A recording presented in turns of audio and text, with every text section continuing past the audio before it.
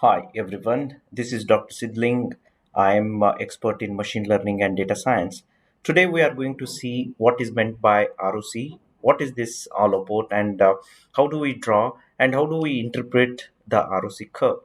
ROC curve is a visualization of the performance of the classifier. It is basically represented by showing the true positive along the y-axis and false positive rate along the x-axis. And if you take one point along the curve, it represents the performance of that particular classifier. Now, let us take an example. Let us assume that we have two classes. One is negative class, another one is a positive class. The data sample has been obtained by taking the sample along these particular distributions. We have positive class and the negative class. Now, in order to distinguish between these two classes, usually we can take a one threshold, and interestingly, whenever the whatever the type of the threshold you take, because of this particular overlap, it's going to give you the false positive rate in the performance. So that's the way in which the distribution has been chosen. And this is a ROC curve, and there are various interesting things about this in order to understand the and interpret the ROC curve itself. Now, as I told, the one particular point, say suppose this is the point on the curve representing the performance of the classifier. Now these are the performances in terms of true positive, false negative, true false positive, as well as false negative values. So basically it gives the performance, and this line is called as a baseline. It is a random selection of the classes, the how the classes predicted by the classifier are randomly. So that's how it is called as baseline performance.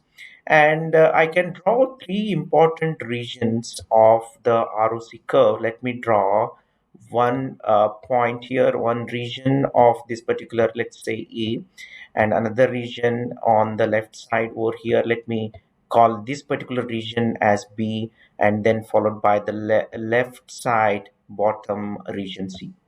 Now, very interesting to understand these region, because when you have a curve, you need to understand what is the performance and how do I understand the curve itself. Now, when you look at the A region A, you can see the false positive rates also high, as well as the true positive values. So true positive rates anyway they are high, so that is the good performance. But at the same time, the classifier also giving the false positive rates also high on the region A. So this kind of a performance you don't consider is the best one, because it is having the false positive rates also.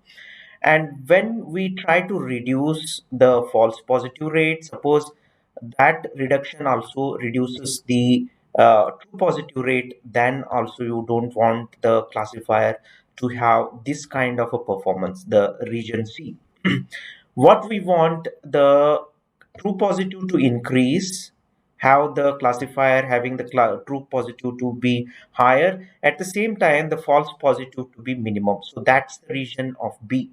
So this is how we would like to take or push the performance of the classifier towards B. So if you have a classifier having a curve something like this going towards more on the left, you have the better classifier. So this is how we need to interpret the entire curve itself. Now let's take an example and understand how do we draw. So manually, how do we get this idea of drawing the ROC curve, how to calculate it, because many of these are very interesting to draw it manually, and then it is possible to also write an algorithm on this ROC curve. Let's take an example in which we have two classes. Let's represent, these are represented with a star as well as another class as dollar, and these values are the classifier already produced these value in terms of the posterior probability. Now the posterior probability is represented with the column second over here, and we will select a threshold, a particular threshold, say T, and based on that threshold we will divide the entire group, okay, whether it is belonging to class star or whether it belong to class T. class dollar. So this is how we try to distinguish with the help of the threshold. Let us take a threshold and let's take a look at it and how do we distinguish. Let's take an example. Let's assume that our threshold value is t. Let's say for example, I'm just taking for an example, say 0.85.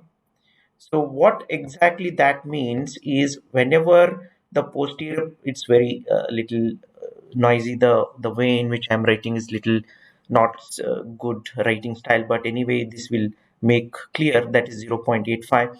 Now, anything value which is greater than 0.85, it will be predicted. So this is the true class, and there is a predicted. Let me call this is predicted as PR. Okay, and these PR values are given by the value of 0.85. Now if it is greater than 0.85, we will say it is a star, and if it is less than that, we will consider that to be uh, dollar. Okay, that is how the threshold will work. So because 0.95 is greater, so it is predicted as star. 0.93 is greater, so it is also predicted as star, and 0.85 greater, so it is predicted as star. 0.85, so this is a kind of both together. So suppose if I select it greater than 85 to be star, so this is not the case, so this is predicted as dollar. All these values below will be dollar in this case. So this is how we will trade. Now, interestingly, you can see many of the values predicted, the class values which are predicted are matching. So this is matching, and this is also matching, and this is not match. So this is not matching over here, and this is matching with the actual class as well as the predicted class. So what we will do, we will bring these prediction values to the confusion. So in order to understand how do we compute the true positive and the true positive values.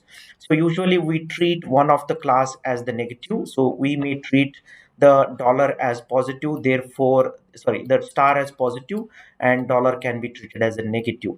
Now we can see that what was the true here actual class and what it is being predicted. So you basically have to count these values. For example, here if you want to say star to star, so how many such things? So one, two, and only two of them. So you need to write true positive, true positive, two values. So d value will be 2 in this case. And going further, what is the value of, say, suppose dollar to star? So how many actual classes were dollar and then they were predicted as star? So this is one instance. So I think there is only one instance, so it is the value of 1 over here. And then what is the dollar to the negative was dollar here, so dollar to dollar. So how many such instances? So one, two, and three, and four such instances. You just write it as four over here. So this is how you start getting these various values. And finally, what are the positive? That star to dollar. How many such star were one, 2, and 3? So this is the total count what we have got, 7 less and then total 10. It's correct.